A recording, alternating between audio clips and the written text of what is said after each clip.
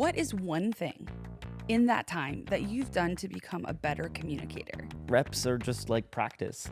So the more reps you can get, the better you are. Integrate media in a new way. Drop breadcrumbs instead of truth bombs.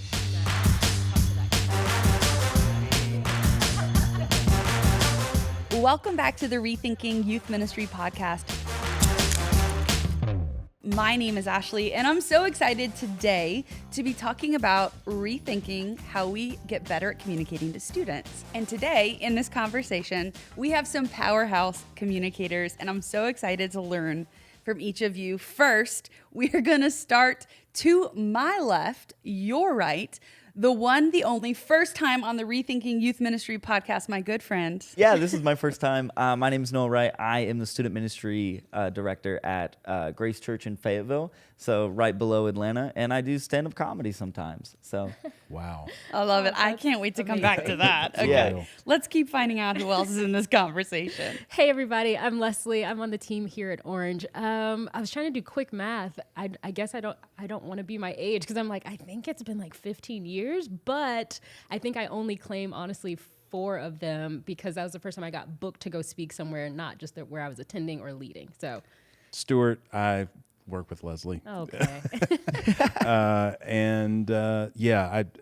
13-year local church youth leader, 35 plus years working with teenagers, and this year will be my 26th year traveling and speaking a little bit. So I really would love to do what Noah does, though, and do stand-up, but I'm not Noah. you could So, do it. You've no. made me laugh a lot already today. Yeah, you're laughing at me, though. That's different. But I am excited to talk about how do we grow and become better at communicating to the next generation. It's so important. And I know we've talked about that a lot as a group, and I'm so excited to unpack that conversation today. Stuart, you've been doing this for over 35 years. I would love for you to start off. What is one thing in that time that you've done to become a better communicator? Oh, wow. I mean, there's a bunch of things because not only have I needed to improve, I still need to improve. In fact, I would submit to anybody watching and listening that the older that you get, the more you have to get better. And this is probably going to be everyone's answer, but I want to add an addendum to it. Reps, and more reps. But there is a difference between quantity of reps and quality reps. Okay, for those listening, reps meaning repetition. Repetition. The more, Right.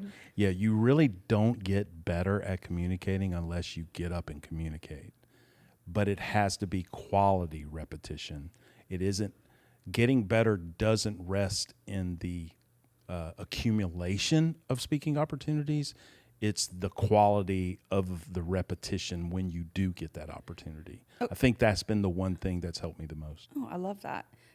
Can you tell us a little bit more about, like, what do you define as quality repetition? Well, a really simple way to look at it is whether I'm speaking to 5 people or 5,000 people. I want to treat the 5-person opportunity like I would a 5,000-person opportunity in my preparation, in my energy, in my professionalism, in my personal interaction. Every single opportunity needs to be treated with that kind of quality because what we're trying to do, you're stacking opportunities and ultimately helps you become, I'm sure it's even true in comedy. Like, it's not the number of opportunities you get on stage, but it's the quality of those opportunities. Yeah, I'm curious, Leslie and Noah, how has repetition played a role in you getting better as communicators? I mean, I think it's worth acknowledging whenever we talk about reps is that sometimes there are certain people who get more opportunities for reps than others. And so I always just want to like name that because there is this tension of like, there's a difference between high stakes reps and low stakes reps, right? I think there are high stakes reps when it's your first time or your only time or once a year kind of a thing. And then you do have to like have a certain level of intentionality, we'll just call it, but sometimes that intentionality can feel like anxiety or can feel like just pressure. And so I think, I don't know, I just want to name that because even in my time, I would say I haven't had a lot of reps. And so every rep has to be that high quality in order for it to count, you know, in order for it to get better. I forgot what your question was, so I probably didn't even answer it. No, I was just curious, like, if you've seen reps help you grow as a communicator. Yes, for sure. And I've been grateful for each rep. And I think one of the things I've learned is that sometimes you do a rep and maybe it doesn't go the way you want it to, but sometimes you do a rep and even if you bring your best and do your best, but you still leave feeling kind of like off, maybe, I'll speak for myself, it's an opportunity to say like, maybe this isn't my audience. So that's probably one of the things I've learned most is being able to say, this just isn't my audience. So I don't have to say yes to every rep that comes my way for the sake of having a chance to speak, but even knowing like, can I bring my best to this audience? Can they receive or hear from me? Can I connect with them? Do I know them well enough? So yeah, I think all of that goes into thinking through reps. I love that. And I think you bring up a good point, that not everybody listening has a chance to get those reps. So Les, what would you say to those people who maybe want the reps, but aren't getting a chance to get them in? Man, can I come back to you on that? I don't know. There's, I don't know. Let me think about it. Maybe the first thought that came to mind was if you can find a mentor who is getting a lot of reps, who cares about you, that might be kind of your first leg in, because maybe they will give you one of their reps if they care about you. But I got to keep thinking about that. Okay, that's good. Noah, what about you? I played 2 sports in college, and reps are just like practice. So the more reps you can get, the better you are. Without reps, I feel like you don't really have a chance to get better. And it helps you learn how to prepare, and it helps you learn like, oh, maybe I'm good at this, maybe I'm not. And then you can get feedback from those reps from people that you care about. So I once went up there super confident, and then I got down, and my mentor was like, that was the worst. I was like, okay. And then I watched it. He filmed it for me, and I was like, oh, that was the worst. And I was able to go back and do it the next week. And so that was helpful. And that goes back to mentors, like giving you a space to do that. So that's really important. For sure. I think it's true with reps too. Even when you run through the same talk 5 times, by that 5th time, you feel like you know the talk better, you know where the dead spots are, how you need to transition, what feels clunky. And I think, what you said is true, is the more reps we get, the more confidence we build. And I think one thing that's a really important marker is, are you being consistently you when you're communicating, and when you are consistently delivering the quality of, a communication strategy or presentation or delivery? I think that's when you know, like, okay, I've gotten enough reps in that I know I'm going to show up as my A game today. And I know I'm going to show up and deliver this in the best way possible. But you brought something up, Noah, where you talked about the importance of feedback when you do get the repetitions. So I'm curious, how has feedback played into you getting better as a communicator? Feedback for me has been huge. I remember the first time I mentioned earlier I did comedy, and the first time I ever did comedy was 5.5 minutes at Punchline in Atlanta. Wow. And that's a lot. I know. Yeah. You That's a big and you jumped right in there, situation. too. I know, like, it's wait. a lot of time for no one to laugh. I know, that's a long time. I was up there for 5.5 minutes, and the best thing I got was a collective, oh. Do you remember what your first opening joke was? I'm very curious. I remember I went up there and I tried to come up with something because I got so nervous. I was shaking. And the guy who came up before me, I realized, he tried to sell me a laptop in Target. So I tried to make a joke about that. And then everyone just kind of stared at me, and I felt really bad. So then I tried to transition and just went downhill from there. So I was the last comedian of the night. It was like a 3-hour night. So everyone was ready to go home anyways. But the feedback there was my soon-to-be fiance was saying, hey, look, I'm proud of you for getting up there, but I hope you know, I know you think you did a good job, but I don't think you did. Which is kind. And she basically said, let's watch this film, let's see what you did, and let's try it again. Maybe at a new venue, maybe that'll help. So the importance of the feedback there was my next show, I ended up having everyone laugh at all the jokes. I actually learned, I had 3 punchlines for 5 minutes. You can't do that. And I learned how to redirect that and create an overarching story. So yeah, feedback was really helpful when especially like when I did bad, but when I did good, she was like, well, that's something you should keep doing. So I love that. Les, Stuart, what about you guys? How has feedback played a role in growing? I mean, I was listening. I think, Noah, as you speak, I think you've mentioned watching back the game tape. So maybe that's even circling back to what Ashley was saying earlier about like what are ways if you don't get a lot of reps. If you get one rep, film it, because then you can always go back and watch the game tape, and you can send that game tape to other people to watch and give feedback. So that is a way to maximize if you're not getting as many reps as you can. But I do think knowing what list of things would be on your rubric for feedback is important. Oh, that's is to say, good. this is what I want feedback on, or for this year, I'm focusing on these 3 things. Because there's an infinite number of things you can get feedback on. that's good. And our team, I think a couple weeks ago, we were in one of our directors' meetings, and we're like, what are the things that we are saying when we watch each other communicate that we are open to saying, I will receive feedback from this group of people on this list of things. Things like pacing, things like movement around the stage, things like tone. So having really concrete categories for places where you want feedback, I think is important. That's so good. 2 things jumping off of what you said. First, if you're listening and you think to yourself, listening or watching myself communicate is absolute torture. I feel the same way. It is. It's the worst. It's awful. So if you feel that way, I just want you to know that's normal. All right? Yes. The second thing I was going to say is you talked about the value of recording that rep and then asking other people for feedback. How do you know who to ask for feedback?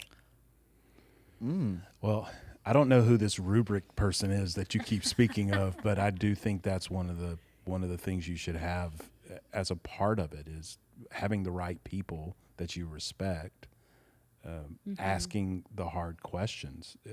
I would also implore us to consider that the communicator who is unwilling to take feedback probably isn't serious about being a great communicator. And that stings a little bit, but it's really, to Noah's point, it's really the only way you get better.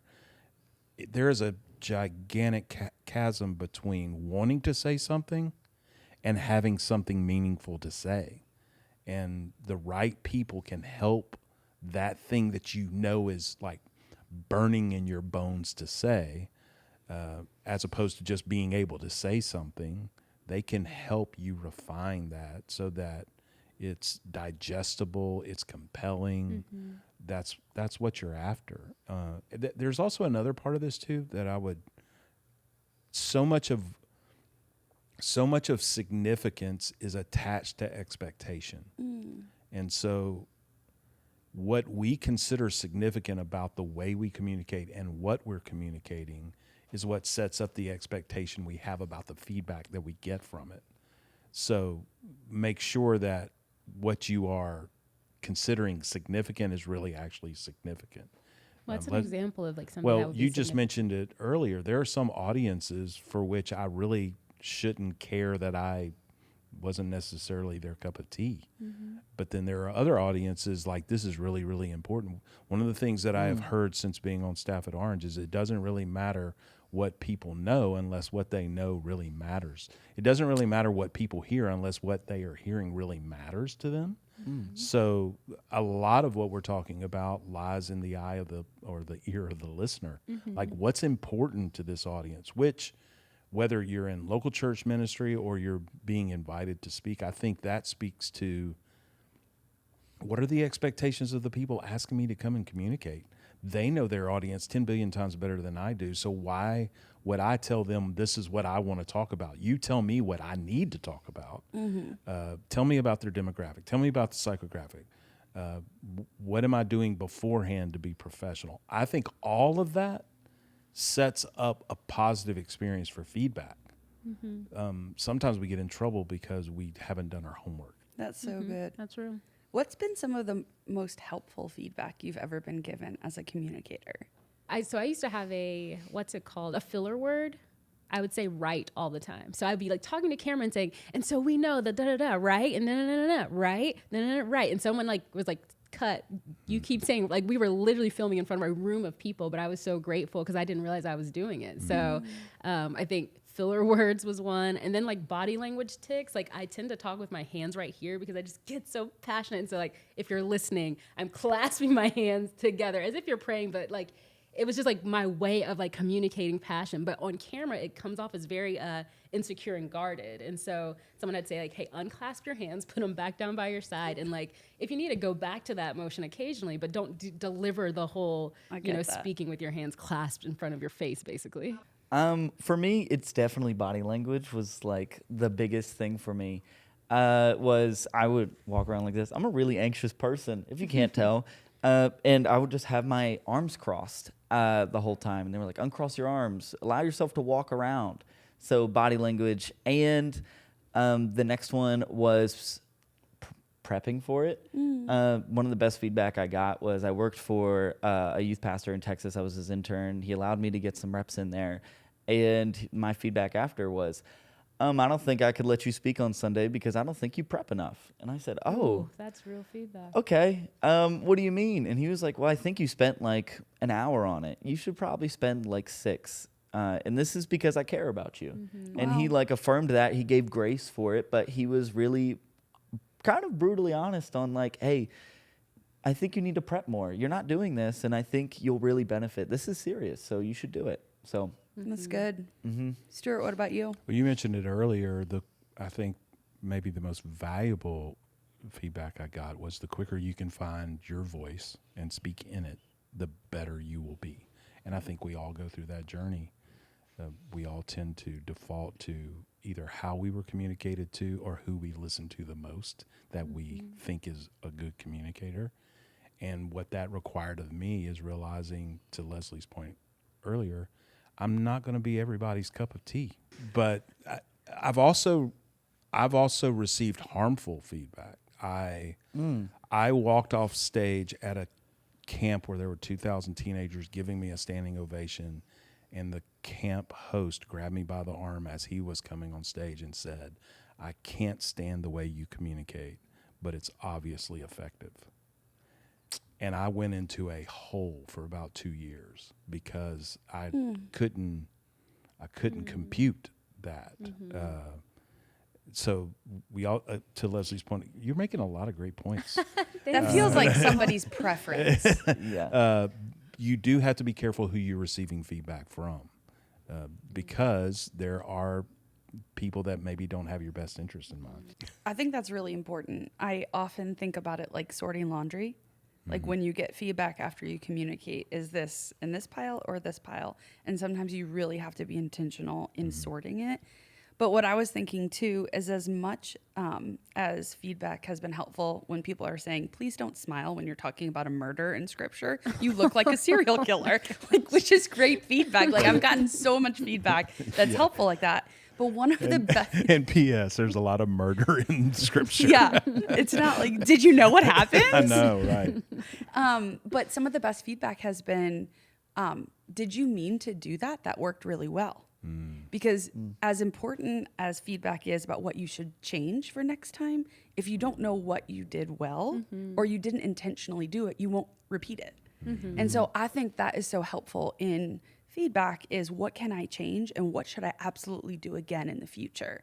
So when you're asking people for feedback, that is huge. Right. So Noah, did you start doing comedy to try to get better as a communicator? Like how did that happen? Yeah, so the same guy who told me that I was like not prepping enough, he encouraged me to pick up stand-up comedy because it's something I've always loved. Like I grew up watching comedy, and I remember like me, my stepmother, and my dad would always just watch comedy. And I fell in love with like how they could tell a story with a bunch of little stories in between.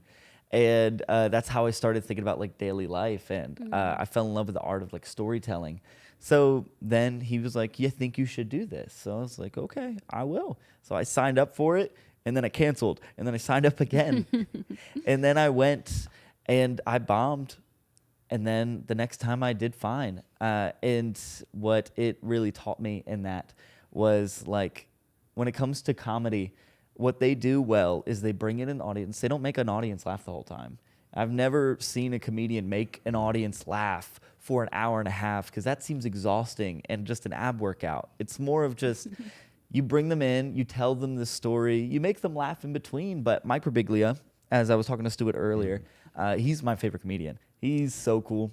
But what he does is he, in his special, My Girlfriend's Boyfriend, he talks about how he met his wife and how he started being okay with the idea of marriage. And in the end, they get married. Spoiler, it's been out since 2013. So not too bad of a spoiler. But in that, he tells how they got married. And in between, he tells all the stories of what he learned about relationships through his whole life, through his first kiss, through throwing up in front of a girl for the first time. And that you not just laugh the whole time, you hear a story and you relate to him. You realize how human he is. So comedy for me helped me realize how human the audience is and how human I am, and portraying that authenticity, and help the structure of everything. So telling an overarching story is really how I teach my students. And that's just preference. Everyone does it different. So don't hear this and say, I need to tell an overarching story. You don't have to. And you don't have to try to be funny the whole time. You shouldn't steal people's jokes. You shouldn't do that. Be your own person, because that's who God made you to be. Yeah. So comedy has helped me with structure, storytelling, and authenticity. I was going to say, one of the things that I was most impressed about when I watched you communicate to your students, because I had the chance to come into your environment. Which was great. And observed, which was so fun. And this was before I knew you did comedy. I watched you teach, and when you came off the stage and we debriefed, I said to you, you have this absolutely incredible ability to take away the wall that's between the communicator and the audience. And I said, how did you learn how to do that? Because you made it absolutely look flawless. Thank you. And so I'm curious at how comedy has played into that and learning that skill. It's a great question. In that, I think it goes back to the authenticity part. People don't want to listen to you if they think you believe that you're higher than them. Just because you're on a stage, you're higher than them. Or just because you're the one relaying information or stories that you're at a different level than them. It's much easier to learn if you feel like that person is on the same level and that you are with them and that they have messed up before. Because, I mean, the Bible has so many failures in it. So many people have messed up in the Bible, except really Jesus. And they learned, they received grace from it. So showing that grace and that humility, I think helps break the barrier, especially in comedy. If you go up there with a story that's a bit exaggerated, which a lot of comedy is exaggerated, but if it's too exaggerated, their audience is going to know and you're going to lose interest. And that's not relatable. They're not here to see a crazy story. They could probably find one on TikTok that's way shorter and probably more captivating with better images. So I think, being humble and having that humility is helpful, and just being authentic. That's good. That's huge. I have one more question about comedy, and then I'm coming to you, Les, about things you've done to get better at communicating. But before we come there, I want to know, I'm not a funny person. And maybe someone listening is also not a funny person. You are But funny. we all Yeah, don't know lie. that humor is important when communicating. So how can you give me one tip on how to be more funnier? Funnier, more funny. I actually don't know the language for that one. And I've been doing English for 24 years. So to be more funny, I think you should watch comedians that you relate to their stories. Don't steal their stories. That's my main tip, is never watch a comedian say, I'm going to tell that to my students or tell that to a group of people, whether it's a group of 5 or 5,000. Don't lie to them. Be your authentic self, like I was saying earlier, but also find comedians that you could relate to and that you think you talk like. If you're dry humor, listen to like Nate Bargatze. Listen to someone like that. If you're eccentric, there are a lot of eccentric comedians. Watch Robin Williams in the 80s. It's not the most appropriate, so I don't really recommend it. But watch how he moves and stuff like that. Find people you relate to. And that's how you can help make jokes. And God made you who you are. You can be a funny person. Ashley's a funny person. Don't let her lie to you. Pray for me, people. Pray for me. That's good. I love that you use comedy. It's such an unconventional way to grow as a communicator to students. Is there any other unconventional ways that you've grown as a communicator? Stuart, Leslie, anybody? Speaking to children. Interesting. Oh. Say more. I would say speaking to children and doing school assemblies have been 2 ways have helped me in faith community environments. If you can communicate to a child, you can communicate to anyone. If you can make it clear to a kid, if you can make it compelling to a kid, you can communicate to anyone. And then I equate doing a school assembly the way it must feel to stand up in front of an audience. Terrifying. Yeah. And you also, in most school settings, you have to extract all the Jesus, God, Bible, church stuff. Totally. So that has helped me refine the art of communicating. That's good. Yeah. I'm in this really weird algorithm on YouTube right now. Is that next to your rubric? Next to my rubric. But it's all about like how to get rich. It's like every time I open it, I don't know what happened, but whatever. I'm taking it as a sign from God. But it's basically like how to make your first million, right? And so that's relevant because I watched this interview and I was like, sure, I'll click on this video. You do realize how algorithms work. I don't know. Look, I don't know where it came from, but I took the bait. But essentially, this guy was kind of talking about how he was in sales and he was doing okay, but his biggest barrier was that he wasn't a great communicator, and people would tell him back that, hey, you're not a great communicator. And so he was, I said he was doing okay because I guess I don't want to be mean, but he describes it as like he was not being very successful, essentially.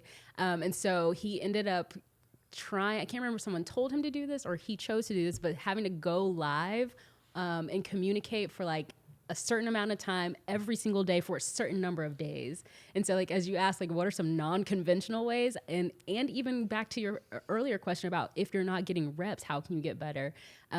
He improved so much that he's able to make millions and millions and millions. You know, he's like in the 8 and 9 figures now. So I think he would attribute it to, even if it's a digital audience, because right now you can drum up an audience by just going live, by just posting. And so I do think that that's a way to improve and to get feedback. But anyway, another way a way that I've improved, which I guess I'm just a very anxious communicator. When I say yes 6 months in advance, I'm like, I'll figure it out. I'll do all the prep. And it doesn't matter how much I prep. That hour before or that last day before, I am like a wreck. Like I can't focus. I'm not sure if this is going to translate. I can't remember my thoughts, all these different things. But one of the things that has made a difference for me is color coding my notes in a way that helps me glance and say, if I can at least get to the next red line, you know, or the next blue highlight or the next, whatever the thing is, that helps me kind of just have a certain clarity that tends to go out of my brain once I step on a stage or step in front of a group of people. I don't know. And maybe that's a question I would ask you guys as master communicators that I'm sitting next to. What happens in your clarity or your focus in the moments that you step on stage? Because it's different, you know, backstage is different the day before. But the moment you step in front of an audience, where does your brain go? My initial reaction is, I hope, incredibly encouraging. I would be more concerned about you if you weren't anxious. Mm-hmm. That's true. Yeah. There's a part of me, and Noah can speak to this better, 10 billion times better. There's a part of me that thinks you have to embrace the suck. You have to embrace the anxiousness and the fear and step into it. Mm-hmm. Because like if you weren't anxious, it would mean you really don't care. Mm-hmm. But the reason why you're fearful is because you care so much. Mm-hmm. And then the other thing I would say too is, I think way too often,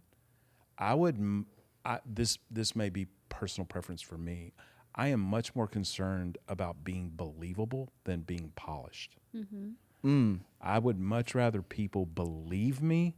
They may not even believe what I'm saying. I would rather them walk out going, I'm not sure I believe everything he talked about, but he believes what he's talking about.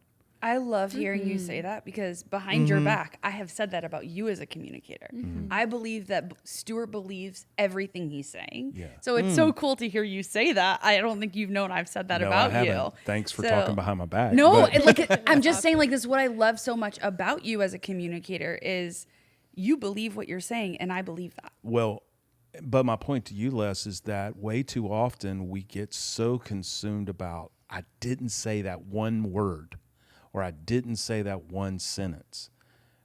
But if they didn't believe you, it doesn't matter. Mm-hmm. That's good. Does that make sense? Totally. Well, like when to hop off of you, Stuart, like when you do an open mic night, it's you, if they don't believe you, they're going to let you know they don't believe you. If you talk in front of a middle schooler who you spend weeks with, they're going to know if you're not being authentic. And even if it's a group of people you've never met before, it's noticeable. It's very noticeable, especially for Gen Z and Gen Alpha. Yeah. So I am this week. I am traveling back and forth to North Carolina. I am standing in front of 40 kids every night. And last night, 2 middle school girls walked up to me and said, you make me want to believe this. And I was a puddle. that's huge. I, back to a practical thing you can do. I think way too often we don't do that kind of thing enough. Like that brings you back to your roots of standing in front of 40 kids. There's no backdrop. There's no stage. I'm not using a mic. I'm not removed from them. They can look in my eyes and I can look in their eyes. And hopefully they pick up, they believe what I'm saying. And to encourage you, a podcast isn't about you, but you are believable. Yeah. I think sometimes for you, you're in your own head that you're like the fear gets in the way. But that's true for all of us. It's just something you have to get past. Yeah, I get terrified every time I speak. And I've been doing this for over 20 years. But it's actually a huge relief for me. And I'm sure for a lot of our listeners to hear somebody like you, Stuart, who's been doing this for 35 years, that you still get nervous. I'm at the point now that I get nervous if I'm not nervous. Well, this is good news and bad news for us, right? But the point being is like the nerves tell me I still care. Yeah. Like I'm not pressing play. Like Oftentimes in those moments, like right before I go on and speak, I mean, being inside my head is a wild place. And so I often have to join in the singing in order to quiet the voice in my head wise. and my just the fears in my head. I have to sing and I have to sing loud to drown out all of that stuff because I get terrified because there's a million ways I wish I could have prepared, or why can't I remember my own name right now and my own story, because anxiety does that. But I also want to say is like something I feel like we probably need to call out in this conversation is female communicators. It sometimes feels like the pressure is a little different. I think it's just probably because females maybe haven't been communicating on the stages for as many years as men. And so sometimes that pressure feels just a little different. Like we have to be an A or we'll never be asked again. And sometimes it feels like maybe a man can be a C and be told he's a growing communicator, but if a woman's a C, she doesn't often get another rep. And so I don't know, what would you guys say to that? Yeah, I've seen a woman come up and be a perfect A and get a clap. But I've seen someone go up and give a C minus, a guy give up a C minus just because he was charismatic.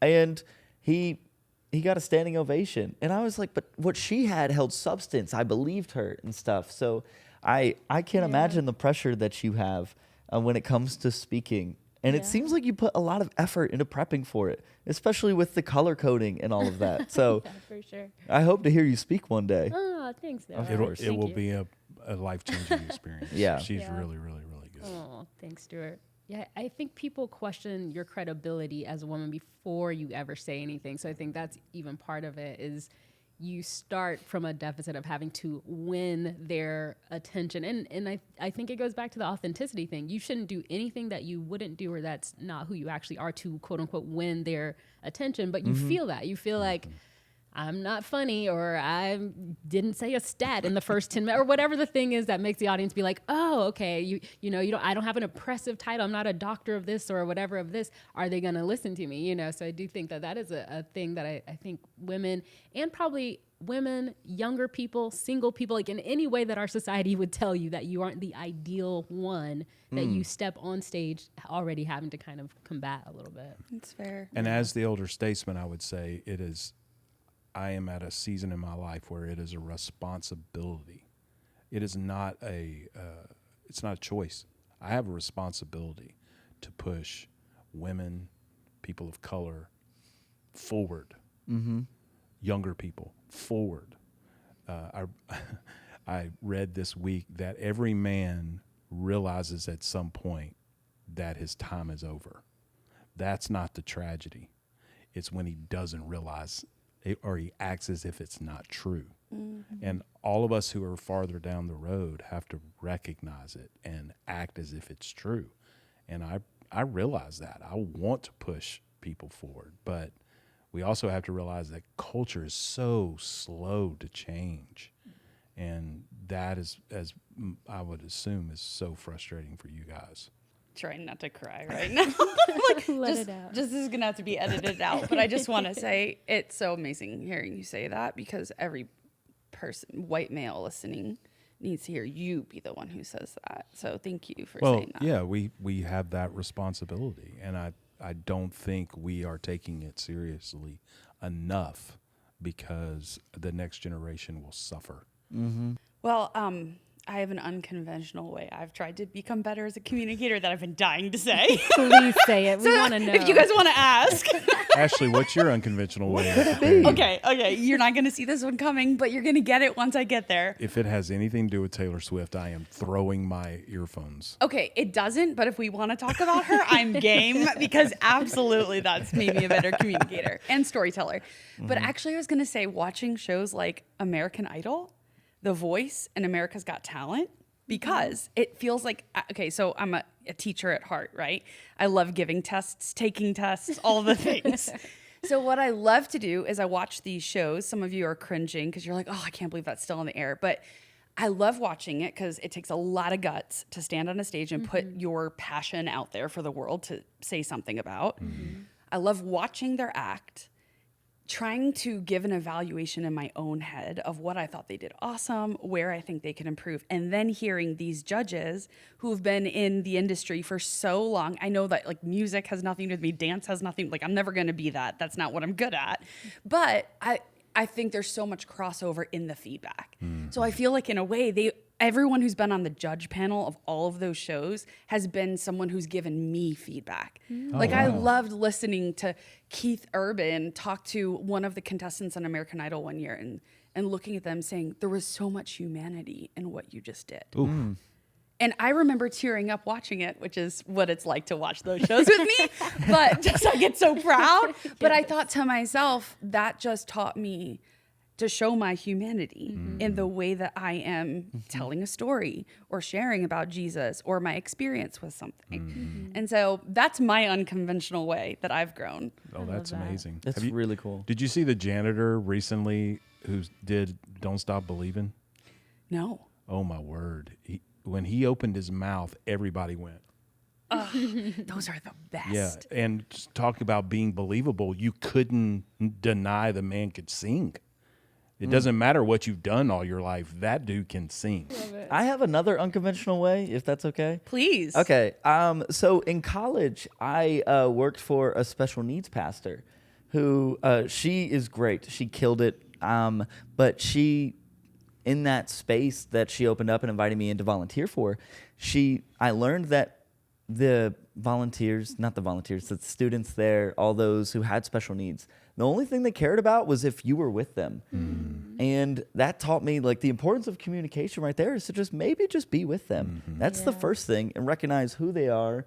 They didn't really care about your name, but they cared about if you were with them. Henry Nouwen has a book about that. And I think that's huge when it comes to, communicating to others is, again, recognizing their humanity. Yeah. But, I mean, that's such a core thing that shows up in everything from American Idol special needs to comedy to who you are as a person to maybe you've been in here for 35 years and you still get nervous. I mean, that's the part of the humanity. So that's mine. Yeah, that's great. I have a conventional way. Please. Is that okay? My gosh, yes. Get me out of this hole. No. Well, because I think I'm going conventional because it's very practical and it's very accessible. And so I want to shout out Ashley because she has an incredible book that you should read if you are literally trying to get better at communicating in general, but specifically to middle schoolers. Your book is fantastic because it's so practical, like to the point where you don't have to do mental gymnastics to get too creative to figure out how to understand it and apply it. Like I know some of the things we've talked about here have been non-conventional, which I always appreciate, but the practical, there's a literal whole book that you should read. So I'm just throwing that out there. It's called Communicating to Middle Schoolers. Check it out. It's fantastic. Stuart Hall did the, what's it called? Forward. I was going to say prelude, interface. What's the thing called? It's fantastic. It's a rubric. Stop. Breakdown versus water down will forever stay in my mind. Yeah. I mean, that is such a memorable phrase that all of us should learn from. I think one time I remember right before I went on to speak, one of the leaders in the room said, "Oh, the lead pastor is in the room. Make sure you bring your A game and show him that you are able to speak to, big church adults." And I remember feeling a very unfair pressure in that moment, but also in my head thinking, I don't think I should change the way I'm communicating because I'm still communicating to a room full of middle and high schoolers right now. Like I shouldn't talk in a way that I would be talking to a room full of adults. That doesn't make me a better communicator. Like, so I thought, and I understood the heart behind the advice was show them you have the skills to do what you can do in main service. But I think I've come to realize who you're talking to should change the way you're talking. And I think using a rep with teenagers as a way to get onto a bigger stage is possibly one of the worst mistakes you could make. Yep. It's so disrespectful to your audience. It's like, y'all are a prop because I'm really talking to that one person in the back of the room who, it's like, what? I thought we loved and cared for kids and teenagers. It makes me so sad But and let's be frustrated. real. That's often how I people get know, asked to I do that. So know. I understand. As an impressionable young communicator, the worst advice I got was, "You're funny." And I fell into the trap of always just trying to be funny instead of using it as a tool. And it's a for at least for my gifting and style, it has to be a tool. It can't be something that I do all the time.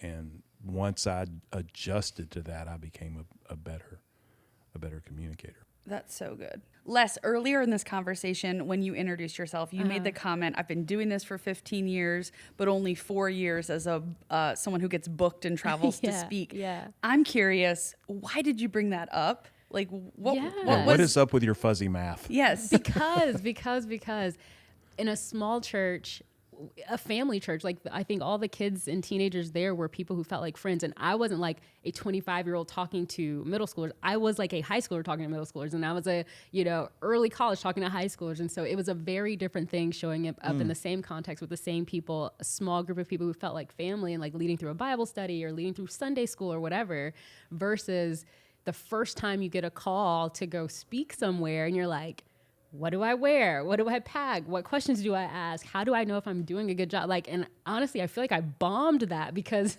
those people had asked me, hey, how many times have you done this before? Like, they were trying to be nice to be like, have you?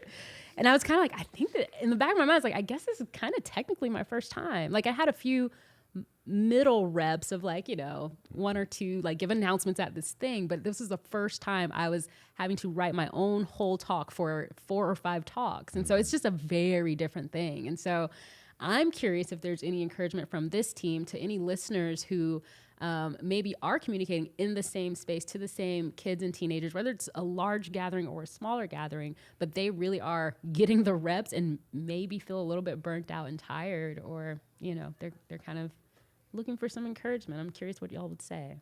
I think people who speak to the same audience week after week are actually better communicators than people who travel and speak. I think senior pastors who communicate to the same congregation year after year are much better.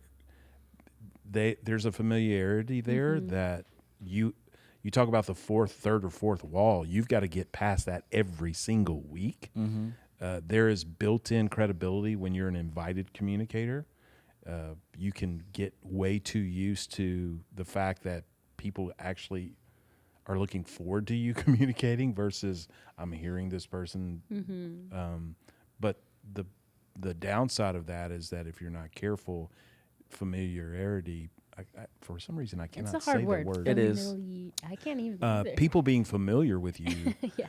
can backfire, and you can almost rest on that connection too much, and you don't try to become better as a communicator, try new things. That's so true. That's the best place to get creative, because That's the good fear perspective. the fear of failure is much diminished because they know you. And you'll be back next You'll week. be back next week. Yeah. Like there's not much they can do to you, I guess. That's my 2 cents. I was actually thinking, man, both of those skill sets are so important to Yes. develop. And so I was just thinking, if there's someone listening who maybe you've been teaching in the same environment for 5 years and you've learned a lot in it and you're ready for your next challenge, maybe reaching out to some of the youth leaders in your community could be a good first step, and asking to do like a swap. So That's just great. like you teach their environment, they teach your environment, and just work together on like, honing those skills. That's a really good practical next step. Yeah, I Yeah, feel like that's really good. especially if there's multiple, you could do it 5 different churches, have 5 different, other voices in front of your students, and then debrief together about what you all learned about speaking in another environment. It's one of the reasons why when I go to a new environment, when I am traveling and speaking, I want to like go to the room. I want to feel the room out. I want to see like, how wide is this stage? You How do much- that scientifically, by the way. I have been in spaces where Ashley gets there early, and I'm like, "Why are you scoping this place out?" And she is. She's literally doing Yeah. some. It matters. Yeah, it does matter. It matters. You're great at that. Thank you. Yeah. I really enjoy it. You mentioned something, Stuart, that I want to go back to. Hold on before I jump. Well, I do have And something can else to can that? I say Yes, something please. to this? This may be a hot take, but as a local church youth leader, it was always noticeable to me the communicators that we asked to come and speak to our teenagers who just traveled and spoke, and those who are actively connected to a local church. That's real. And I would much prefer the communicator who understands the plight of the local church youth leader, who's been a youth leader, who understands how important adults, small group leaders are, than to the person who stands on big stages in front of big crowds, because there is a noticeable difference. And the way you communicate to those two audiences should be the same. And a lot of times, and this is no shade on those people who stand up in front of a ton of people, but the real secret sauce of a lot of environments is what's happening in small group, and you miss it if all you do is speak over here all the time. That's so good. You mentioned something earlier, Stuart, about the fear of failure in communication. Speak to that a little bit more. Well, I think I said embrace the suck. I mean, if you aren't afraid, you should be afraid, because especially it would be different if we weren't talking about anything important. But in our context, we're talking about the thing that we think is most important. So I think there's a ton of weight that goes along with that. We're also talking about impressionable minds. All of us, if you haven't, you will. You'll say something you regret from stage and have to go and apologize to an adult or a teenager. So there should be some healthy fear about getting that opportunity, and we should handle it responsibly. But I think what I said earlier is, if you're not afraid, you should. I'm not sure the person who isn't afraid should be the one standing in front of people, because they will probably wind up abusing that privilege. That's good. All right, last question, friends. Home stretch. Is there anything you're rethinking when it comes to communicating to students?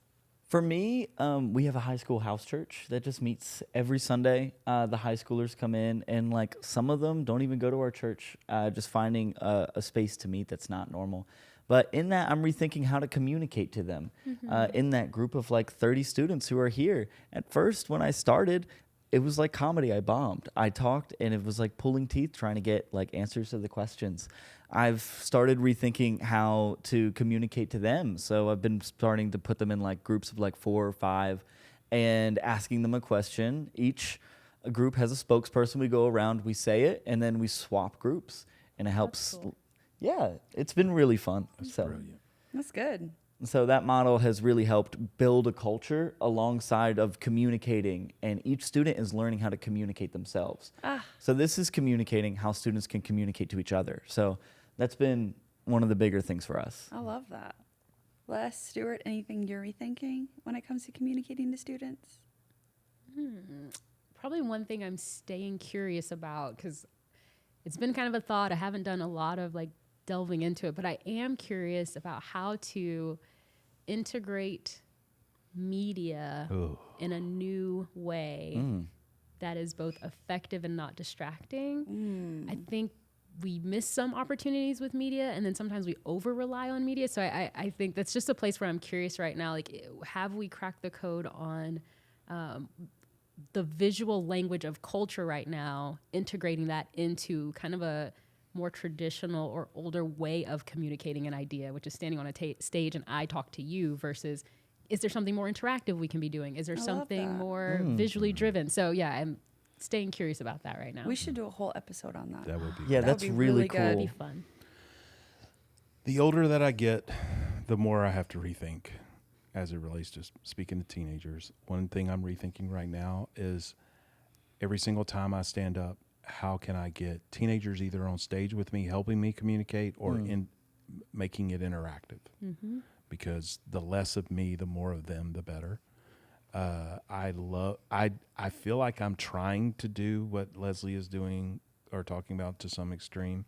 I was actually inspired by a Kevin Hart stand-up where I think it was a stadium tour, and he told a story about going to get his garbage cans, and he actually had filmed his driveway. And so as he's walking up the stage, it feels like you're actually Immersive. there. Yeah. And I was like, that is such a dope idea. But, you know, most environments where we communicate, you couldn't do that. But there are ways that I think, especially with attention span, things that I don't know that they know. You know, I mentioned this earlier in a discussion. A couple summers ago, I showed Olivia Rodrigo's driver's license video before I took the stage, and I immediately had everybody's attention. Mainly because they were singing the song, and all I had to do was ask one question connected to the song, and I had them. As opposed to an old dude singing the song or referencing the song. I would love to see that. No, you wouldn't. And then the last thing I would say is learning how to drop breadcrumbs instead of truth bombs. One of the things we've talked a lot about is this idea of what is the next generation value, what are the assumptions they make based on their values, what are the beliefs that they're creating because of their assumptions, and what are the expectations they have because of their beliefs. How do I drop breadcrumbs to cause them to be curious about what I'm talking about? Where so much of my training has been just drop a truth bomb. Yeah. Just drop a truth bomb. For our listeners who are driving or not taking notes, can you go over the VABE that you just said one more time? I know. I just said it because way too often when I say it, people are like, "Did he say vape?" No, VABE.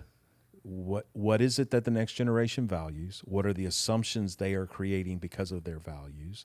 What are the beliefs they are formulating because of those assumptions? And then what are the expectations that they have based on those beliefs?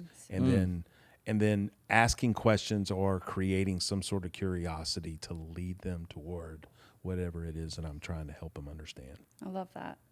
Thank you all so much for this conversation today. And thank you all for joining us. I'm sure there are a million other conventional and unconventional ways that you've gotten better as a communicator. We would love to hear from you. So drop that in the comments, share it with us, DM us.